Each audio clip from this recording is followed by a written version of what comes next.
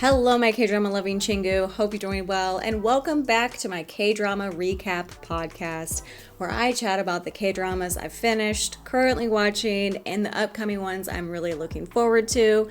If you're new here, my name is Genie, and I have been a K-drama fan for over 10 years, with over 300 K-dramas watched under my belt, and I use this space to go deeper into my thoughts, reactions, and all the drama chaos we don't get to fully unpack on Twitch.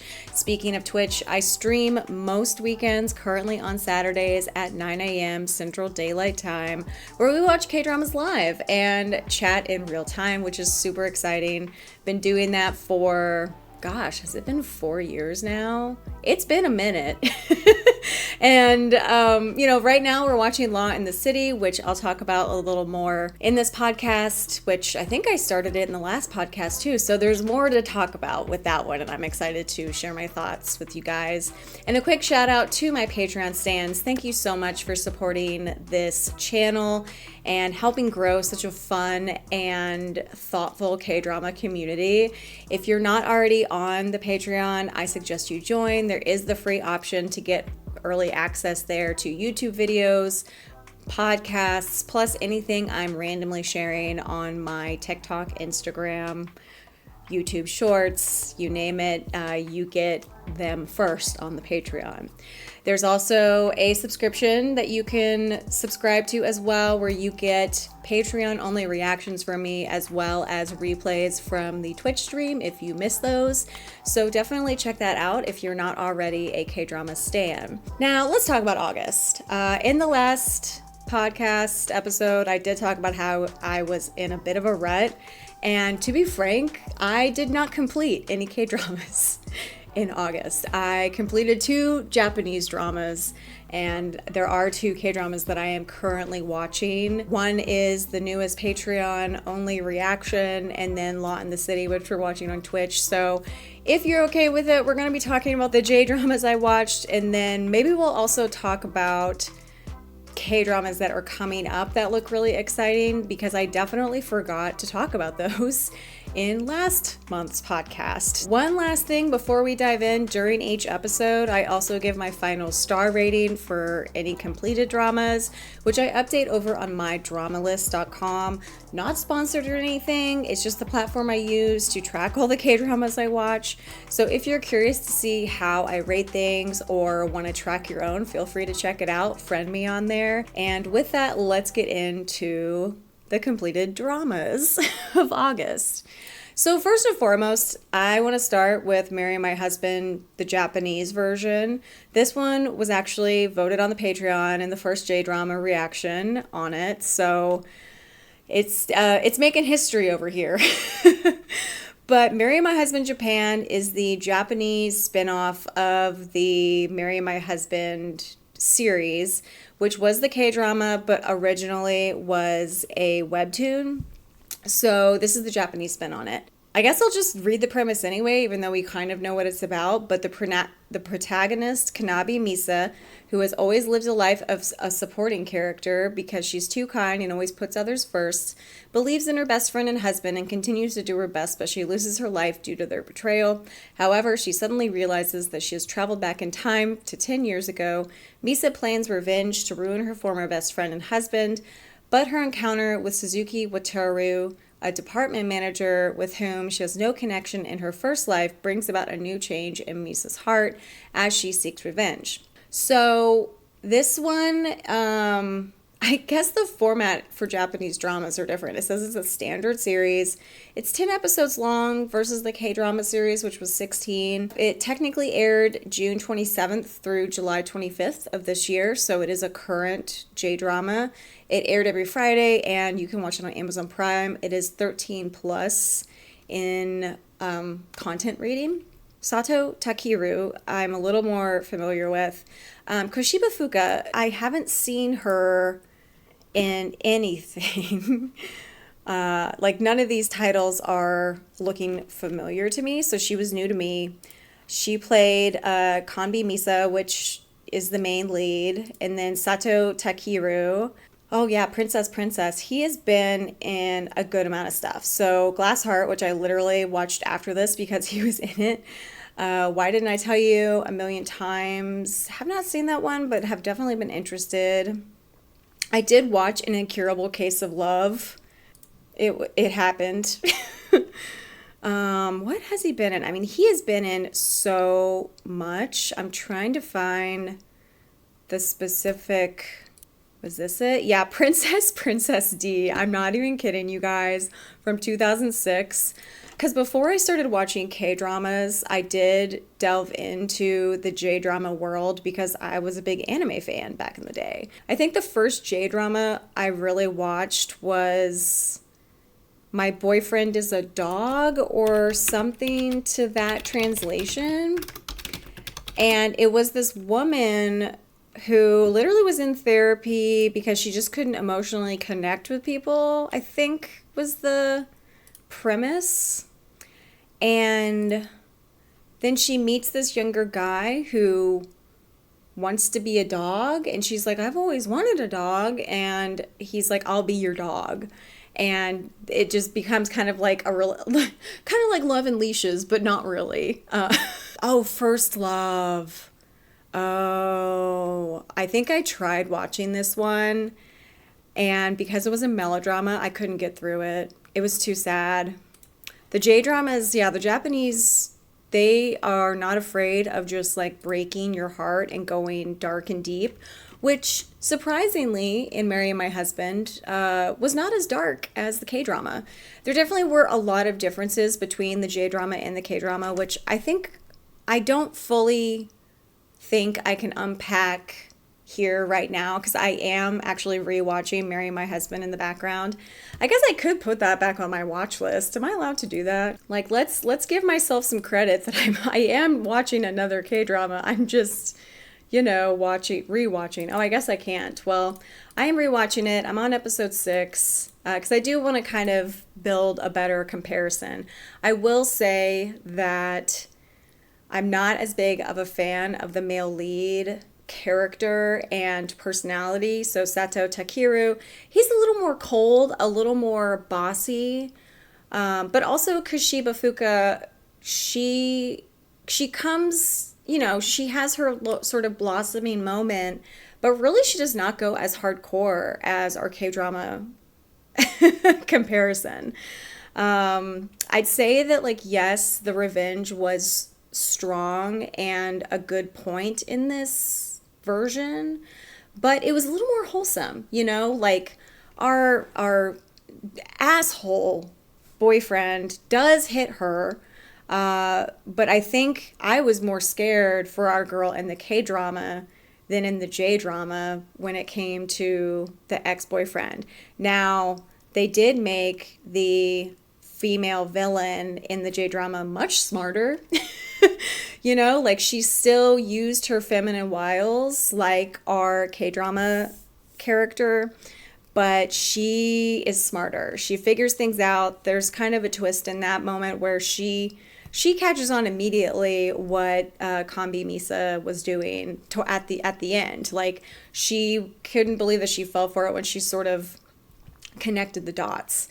Her crazy friendship obsession, still eerie in both. Sato Takeru, he was just a lot colder, and they didn't really release the information that we got about the male lead in the K-drama the same way. But at the end of the J-drama, there's a very upsetting moment, which I don't think they did it in the K-drama. Again, I'm rewatching it, so I'll know for sure.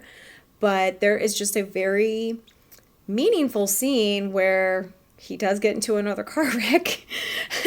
Because the whole the whole thing is they're traveling back in time, and they're sort of connecting the dots that, you can sort of change the future, but what happens still has to happen. It just doesn't have to happen to you. So, you bang your knee. Well, if you avoid it, someone else needs to bang their knee. It's kind of interesting that they're sort of following the butterfly effect theory within time travel, but not really. It's like you're just taking your karma and bouncing it off of somebody else. So, there is a moment where it's like, oh, is Sato Takeru's character going to die? No. But it was pretty fucked up. Also, the way that the ex-husband, yeah, well, kind of future, it was a husband, now not a husband, how the boyfriend gets his comeuppance. The J-drama kind of can stand on its own. It is still following the premise, but I do miss some pieces of the K-drama. For instance, the father leaving the little heart on our guy's chest in the K-drama. I don't know what it is about that, but that was just like, oh, I do like the origami piece of it, the candy company. The Japanese version, they really did put their own spin on it. I also really like the reviews on this, the people that have seen both versions. I'd say not as dark. The romance was super cute, though I think for a J-drama, they didn't go as, the romance was there, and I think that the ending romance piece was so cute and funny. But yeah, I wouldn't say it went as dark as the K-drama did. Like, the K-drama very much had the full melodrama feel of it all. In fact, I think Marry My Husband was a melodrama. No, it was considered a comedy, romance, drama, fantasy. Okay, never mind. I thought there was a melodrama vibe to it. It really was a little more about finding yourself than really the revenge piece of the plot that the Korean drama really focused on. But I don't know. I kind of liked the good revenge plot of the K-drama. Like, it was here, but like, I don't remember our girl wanting to sacrifice herself when she realized that her cancer had possibly bounced off onto her coworker / friend. I know she felt I think she did feel responsible and upset, but I don't remember her being like, it's gotta be me. Like, I gotta get that karma back somehow. Whereas in this one, she does. And I mean, the character, the main lead, I was not the biggest fan of how he responded to that. His coldness was kind of meh. Also, they switched the animals out. Guy is a plant turtle man. They're turtle fans. Whereas in the K-drama, it was a cute orange cat. Having an orange cat myself, I am a little biased. But I have to say, building out the house in the K-drama in Sims 4 with the cat wall, like, I'm having too much fun. Because I am building those two characters out in Sims 4. I'm that obsessed with it. I'm like doing that while I'm watching the K-drama, so I may have to show that house off soon. Well, it's not really a house, it's the apartment, because they both live in apartments, but you know what I mean. What would I rate Marry My Husband Japan? I think I liked the length, even though, the original K-drama was 16 episodes. I think they took it and made the 10 episodes a good pace. I really was worried that the pace was going to mess up the story, but no. The characters were just different enough that I really didn't know what to expect. Like, I understood the full premise, kind of knew how it was going to end, but they did switch enough up that they really did make it their own, which I think that was a really cool piece of it. It wasn't just a copy-paste in another language. What would I rate it, though? Again, I'm not the biggest fan of J-dramas, but because this was based off of a K-drama and a webtoon, I think I'm going to give it an 8.5. Because even though it was kind of a replica, it did stand on its own.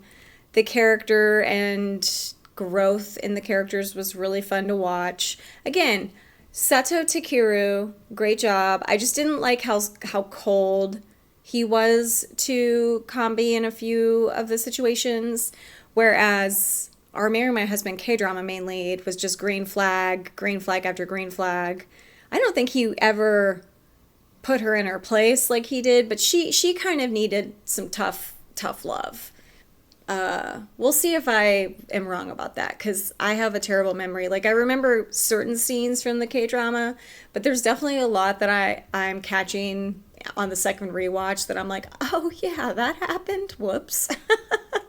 But yeah, thoroughly enjoyed it. Definitely recommend Marry My Husband Japan if you are interested in Japanese dramas. And the other J-drama I watched was Glass Heart, which also has Sato Takeru. Wonder why I watched it. I kind of was on a binge. I'm like, well, I'm already watching Marry My Husband Japan. I also love the musical piece of this. So the description of the drama is Seijo Akin, a drummer who was ousted from a previous band just before her debut, is unexpectedly chosen by Fujitani Naoki, a reclusive and brilliant musician, to join his new band, Tin Blank. Which they never really explained Tin Blank, like where that came from. If they did, I missed it. Anyway, together with band members Takeoka Sho and Sakamoto Kazushi, the band gains fame through Fujitani's distinctive compositions and their electrifying performances. As Tin Blank rises to stardom, they face numerous challenges, and Akin's journey from obscurity to stardom unfolds as Fujitani's secrets emerge. Will the band withstand the storm, and where will Akin's heart lead her? It was 10 episodes. It aired July 31st on Netflix on Thursdays. I think it was just like a full, all episodes up at once. I know I binged it.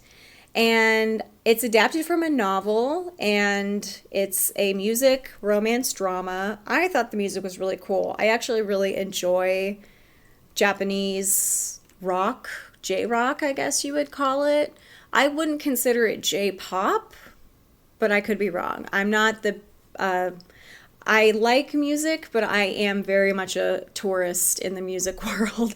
That's why I love K-pop, but I do not get into it because I cannot take the stance of the K-pop world.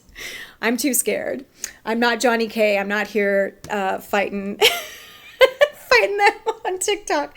Which, if you guys don't know who Johnny K is, I had someone in the Twitch chat suggest them. They are so great. They are also K-drama fans. They're delving into the world of K-pop, and they are also musicians. They crack me up. Johnny K, everybody. That's Jonni with a capital K. Check them out. Really good stuff. Really funny. Like the memes. Ugh. Yeah. Okay. Anyway, back to Glass Heart. So I really liked the formation of the band, the drama, but it was, it kind of felt typical of the Japanese dramas I've watched that were like this. Very wholesome, very sweet. Miyazaki Yu, who plays the drummer, which also female drummer, love it. I got to look at all of these titles because sometimes I don't recognize the names, but I recognize the posters. I don't think I have seen her in anything. Looks like she's been guest role, main role. So she was a main role in this one. Yeah. Sadly, don't know too much about her. Sato Takeru's character, of course, he plays crazy musician well. I liked the other bandmates too, and the love triangle that ensued around Miyazaki towards the end. But I was a little sad, but also happy with how they ended it, because there was a lot of tragedy. And our musician, famous boy that everybody sort of hates, but also he's pushing them to greatness, he's the one that forms the band, and all these people have all been solo performers since then. So it's they're trying to learn to work as a team, as one sound, and they're sort of relying on him, but he's like, no, I built this band based on your sound. How would you do it? This is your sound. And then it's kind of they're learning things as they go, and then seeing the band expand with some drama. One scene in particular that I am thinking of, and that is, I think it was in episode 2 or 3, but there's an incident at a live performance where our drummer girl is supposed to be going to hair and makeup while the guys are having to basically re-record all of their tracks before the performance, because for some reason all the files are deleted off of his laptop. Who am I talking about? I'm talking about Shisun Jun's laptop. And there is sabotage, and she ends up getting locked on a ship, and it goes off into the water. I don't know how the guys figure it out, but then there's a scene where they're riding off onto another boat to get her, and they end up performing out on the water. But the way that Sato Takuro is sitting on the boat, he's like he's on the ledge just looking cool as hell. Like he's just on a boat, just like sailing off looking cool. And I'm like thinking to myself, he's gonna legit fall off. Like I want to see the behind the scenes of that where he's just like, do I look cool? I hope I look cool because I'm scared to death. And even Evan, the boyfriend, came in and was like, that just looks dangerous. It looked cool though. But it was like moments like that where I'm like, wow, this is just not believable at all. But I did like that they came all the way out there, and the romance that does ensue between, spoiler alert, Miyazaki and Sato, their characters. They really waited to the end for that one. Not a huge fan of the waiting there, but I think that's because the music was first. The love for their music and each other in a more wholesome way was the important messaging, and that I guess he dies. I couldn't tell. I think he's okay, but like apparently the big spoiler in this whole one is Sato's character has a brain tumor, I believe, that they don't tell anyone about till like way late into the drama. And I guess this tumor, he really shouldn't be performing like he is. I guess it's not good for the tumor. The tumor. It's not the tumor. Sorry, that's my really bad impression. Arnold Schwarzenegger. Anyway, it's kind of like they have their final performance, which I will admit I did tear up. I think the final performance was amazing because, you know, they just brought everyone in from the series to do like a final big singing concert, which was really fantastic. The music was really cool. Again, I liked the female drummer piece of it and her having all these really hot band members being so nice to her. It was a good time. I enjoyed it. It was a J-drama though, so it's like, but I think I am going to give Glass Heart an 8.0 or an 8 point. Definitely for the story, the acting, the visual, the OST, all of it was really fantastic. So definitely recommend Glass Heart if you have not watched it before and have been looking at it. If you have, let me know what you thought in the comments below. And those are the 2 completed dramas in August. So on to the ones that we are currently watching. K-drama wise, we have Law in the City, which I did discuss last podcast. As I'm recording this, I currently just watched episodes 7 and 8 on Twitch, and I'm really liking it. The romance between Lee Jong-suk and Moon Ka-young is brewing. Bae Moon-jung, that character, Ryo Hye-young playing Bae Moon-jung. I love her storyline. That has been super cute. There's just been a lot of really cute moments in the last 2 episodes, and obviously the food, the meals together, mwah. I love a good food shot, and now I'm watching like another foodie show, so I am just like in foodie heaven, but also hungry all the time. Yeah, I'm really liking Law in the City. It's not as happy-go-lucky as you would expect. There's some really like sad moments and very true to life. The law pieces have been really fun. I'm slowly becoming a bigger and bigger fan of Kang Yoo-suk, he plays, I would say, the more outgoing, talkative male leads in the drama. Because when they first had him, I was like, well, I haven't seen him in any law moments. He's gone to visit a guy in prison, but he wasn't even his lawyer. He literally was just doing that because his boss told him to. Like, they weren't representing him, which that's just like such, you know, he wants to be a lawyer. He is a lawyer and he's not doing his job. That's gotta suck. So you don't see him doing his actual job until these last 2 episodes. And it's absolutely terrible and annoying, but also super sweet. So his character's really growing on me. Also, I guess there's a slight love triangle that I just was not catching on to between him and Moon Ka-young. I think they all care about him. Like, there's some really sweet moments in these recent 2 episodes where something happens to Moon Ka-young's dad, and they all just sort of rally behind her and help her with a surprise, a law case involving him. But Im Sung-jae, he's also been really outstanding. He's had some really funny, sweet moments. I'm kind of wondering if he's going to end up having a thing with his boss. Is anyone else watching this and getting that vibe?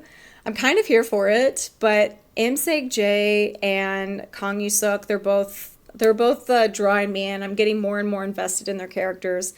But there was this moment with Kang Yoo-suk's character who he hears something. He hears through the grapevine, i.e. his nasty, greasy boss, about what's going on with Moon Ka-young's dad, and like tells him, and it's kind of like, stay away from her, kind of stupid mentality. Well, Kang is kind of a gossip in my mind, so I was like, is he going to go tell everyone? He doesn't, but he does go to her directly to be like, hey, I heard something and wanted to check in, which I was like, that's really sweet of him. And then he finds out, of course, that Lee Jung-suk is already helping her and that she's already told him. And then she gets everyone else involved. But I kind of was like, the way that he looked in those scenes, I was like, oh, does he kind of low-key have a crush on her? And did he already say that and I just missed it? But yeah, thoroughly enjoying Law in the City. It's a good law drama. If you're not a huge fan of law dramas, I will say that, because the food and the life is really the more important piece of the drama. But the law scenes are really good. So I think it's the best of both worlds. And then the other K-drama that was voted upon by the Patreons, thank you patrons, for the Patreon-only K-drama for basically September, is Bon Appetit, Your Majesty, which, okay, there are 4 episodes out. This one is a 12-episode K-drama. It is on Netflix. It's a Saturday, Sunday airing. So I'm all caught up, watching that basically in real time. Duration is about an hour, 20 minutes for each episode. And it is categorized as a historical comedy romance fantasy. Yes, yes, yes, yes. And the description of the K-drama is set in a dazzling blend of past and present. The story follows Chef Yeon Ji-young, a perfectionist French-trained chef at the peak of her culinary career, who is suddenly transported back in time to the royal palace. There, she's forced to cook for an infamously temperamental tyrant, King Yi-hyun, a ruler with a killer palate and a deadly temper. Yeon Ji-young is a modern woman caught in a cutthroat world of palace politics, survival cooking, and unexpected romance. Her mission? Survive the royal kitchen, win over the impossible king, and maybe, just maybe, rewrite the future. King Yi-hyun is a ruler whose sharp mind and sharper tongue make him both feared and misunderstood. With an unparalleled sense of taste and zero tolerance for mediocrity, his court lives in fear of his next meal. But when a fiery new chef enters his palace, the king's taste buds and perhaps his heart begin to change. It is adapted from a web novel called Surviving as Yeon Sung-gun's Chef. And, okay, so much to unpack here, but first off, it has Lim Yoon-ah. I love her, okay? She was in King the Land, Big Mouth, which I was so upset with what happens to her character in Big Mouth. I was like, fuck that. I think I have reactions to Big Mouth. I know that there are YouTube reactions. Pretty sure I put those up. The King in Love. I don't think I ever saw The King in Love. Oh, because it was 40 episodes. That's why. Definitely saw her in the K2. I am familiar with her, and the last K-dramas that I've watched her in, I really liked. And then we have Lee Chae-min. He is playing the tyrant, and I feel like he is just actually having the time of his life. He is up and coming in my understanding. So the last main role he was a main role in Crushology 101, which I did not watch. He also was in Hierarchy, which I did not watch. Apparently he was a supporting role in See You in My 19th Life. I sort of remember him. He is familiar in my mind as well. And apparently he played a student in Crash Course in Romance. Don't fully remember him. But his character in Bon Appetit, Your Majesty is winning me over for sure. Also, we have Kang Ha-na, and she plays sort of the villainous consort of our tyrant king. She has been in so much, and she is really fantastic. I loved her the most right now in My Roommate Izugumiho.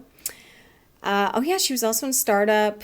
She's just fantastic. Her character in this, I'm already already looking forward to seeing how all that goes down. It's got really a great cast of supporting roles as well as the main roles. I didn't realize that Choi Gui Hwa is considered part of the main role. With the facial hair they give him, he kind of looks like a fish in my opinion. Sorry, sir. And he's playing just like a drunken kind of, I don't know. He's making himself seem like a drunken buffoon, I think purposefully, but there's a lot going on behind him. I think he's involved in a lot of shit. He's very shady. And he's in cahoots with Kang Han Na's character. So yeah, very looking forward very much to the political intrigue, but the comedy is so there. Lim Yu Na is so cute. She is also so funny and so intelligent. I can't really see another person being able to play this role. She does a really fantastic job. Also, I'm trying to find her in the credits. She has like a bestie that she meets in the past who immediately believes everything. Because also, I think the funniest part of this Korean drama is, she's telling the truth immediately. And every time she tries to tell the king or any of the court people that she's from the future, the running gag of them just like, oh, it's so disappointing that she's crazy. Because it's like, she's beautiful, she's such a good cook. They're just like, damn, it's terrible ways that she's insane. It gets me every time. I think it might be this woman, Kim Chae Hyun. Pretty sure I don't know. I think it is her. But yeah, she has like a bestie that she befriends in the past and who, she's trying to protect her because she kind of gets her involved, like whoopsie. And I really like their dynamic. They are hilarious together. She's got a good supporting cast. But yeah, I am definitely hooked. It's also giving Chloe vibes for sure, especially at the start. Except, for our tyrant, oh my God, him crying over the food. Like he's doing a very good job of like just having these sensitive, dark backstory moments where you're like, oh my gosh, this is really like he loved his mother, basically, to, let's chop everyone's arm off. Like, what's wrong with having all the women captured and brought to me to procreate with, Like, he is doing a fantastic job. I can't wait to see his character kind of soften towards her. But yeah, the friends to enemies, friend to tyrant, I guess. Or sorry, did I just say friends to enemies? I meant enemies to lovers, but maybe more enemies to besties. But yeah, she does respect his palate. And oh my God, the food. Like, look at this poster. If you're not listening, but you're watching this, oh my gosh, the food. Yeah, I have to snack every time I watch the K-drama. So there is a little mini mukbangs in the reaction. But yeah, Bon Appetit, Your Majesty, I am absolutely loving. Hopefully it doesn't take a twist that is unexpected. I was going to look up the director. The director was Jong Tae-yu. Okay, so he was involved with Lovers of the Red Sky, Hyena, Genesis, My Love from the Star. Okay, so the likelihood of it at least being directed well is good. Interesting premise. Also, the Back to the Past, the whole book situation. It is very much like Butterfly Effect, but I do wonder if she's going to be able to change the future somehow. That'd be interesting. I don't know if I guess this is maybe kind of based off of a real king. But I also got very, very confused in it where she keeps saying his name or the king in history's name that she's heard of. And she's like literally telling him about himself, but like all the terrible things he's done. But in his mind, he's like, why is that terrible? Also, who is he, who is this person you're talking about? So I'm just very confused as to, is it like they translated his name differently later on because the Korean language has changed? You can definitely tell by the slang words she uses, and then them trying to use those words. Those are also so funny. I'm just curious about that part. But I think that Lee Chae-min has potential for sure. I think he's acting is really good. I mean, to cry and then become like this dark little tyrant guy, but also still be redeemable, I will say I don't know how he's going to redeem himself, though, because he literally set our supporting girl's house on fire. Like, she was kind of hiding out, and technically that was his property, but he, like, set fire after they ran away, like, the first time, and his people found him. He was, like, set fire to this hut as they leave, and then they, like, chase them down. But I'm like, dude, she might want to come back home after all of this, and you just, like, set her house ablaze. I hope they remember that, and I hope that they perhaps give her a better home at the end of this. Because, yeah, that was, like, I could not believe that. Also, her bag, there's a whole thing with the bag, which was both funny and also so fucked up. So we'll see how all of that transpires. But, yeah, I think that it's kind of very much like a time travel, time hop. I think that, like, in this sort of time travel world, it is sort of an infinity circle. So it's like it's all coming to fruition. Because there's a very specific scene with a book that is read out loud that is what sends her back in time that has just occurred. That I'm like, wait a minute. Okay. I don't want to give too much away. So you're just getting that as an explanation. Enjoy. But I'm really, really liking it. But yeah, Bon Appetit, Your Majesty. So yeah, those are the two I'm watching currently. I can't give a star rating, but I am really enjoying them right now. And then what am I looking forward to? So the one K-drama, no, there's two actually. So there's first Confidence Queen, which that is coming out. It's an Amazon Prime, I guess, original K-drama. The first one, I was just reading an article about it. And it's going to be 12 episodes, and it's coming out September 6th, and we'll go through October 12th, and it'll be a Saturday, Sunday. But it has our girl, Park Min-young. It also has Park Hee-sun and Joo Jung-hyuk, which it's going to be a comedy crime K-drama. Swindler female lead, swindler male lead. And the description says, 3 con artists with different backgrounds team up for a daring and adventurous scheme of revenge against the villains of this era.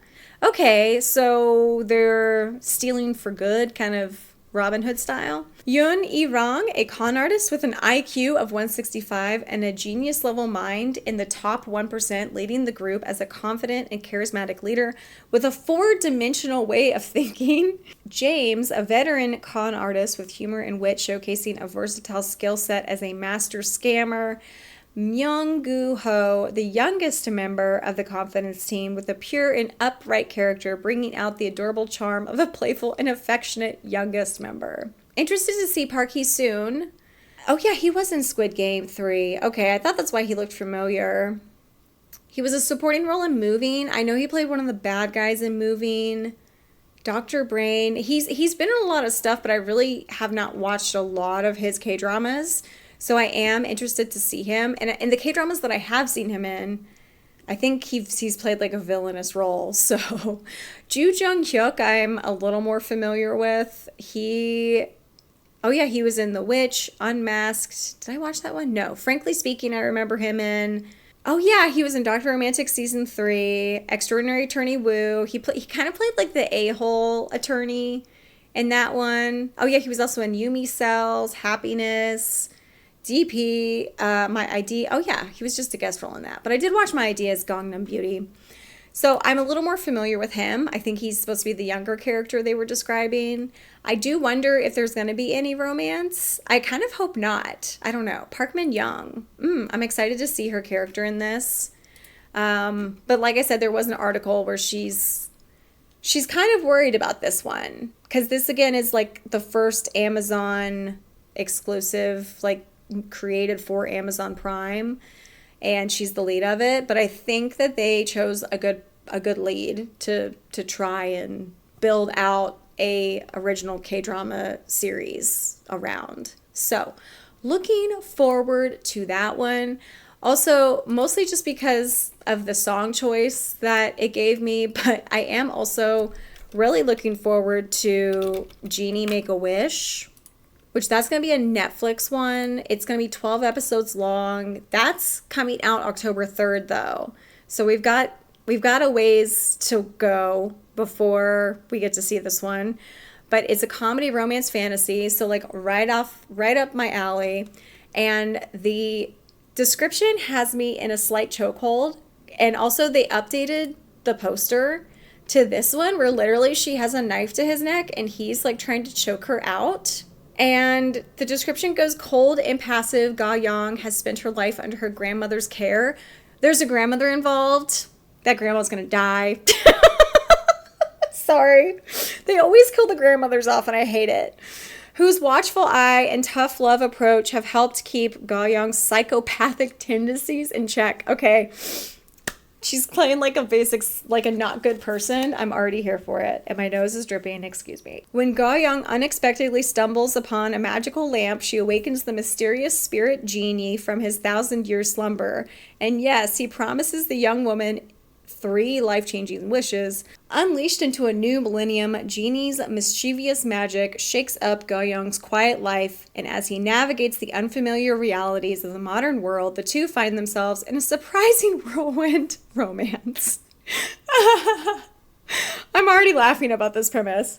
But just when things couldn't get any less predictable, Ga Young learns her wish-granted sidekick is actually Iblis, better known as Satan, who is hell-bent on proving that humans are corruptible. What? It's a whole new twist on the Genie in a Lamp story, and when Ga Young's intractability... I have never had to say that word before. Oh my god. It's a whole new twist on the Genie in a Lamp story, and when Ga Young's intractability and tightly controlled routines meet Genie's trickster energy and clueless charm, it set the stage for a romance that will be anything but ordinary. I'm crying at how stupid that sounded.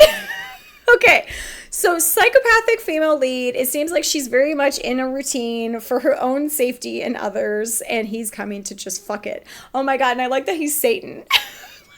Okay, this will be interesting because it's starring Kim Woo Bin, and what makes this so funny.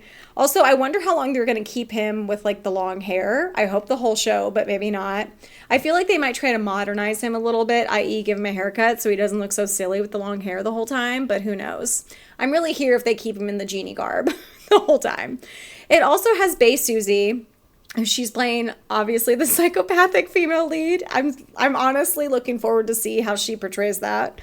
An Eun Jin, who I don't recognize her in this photo.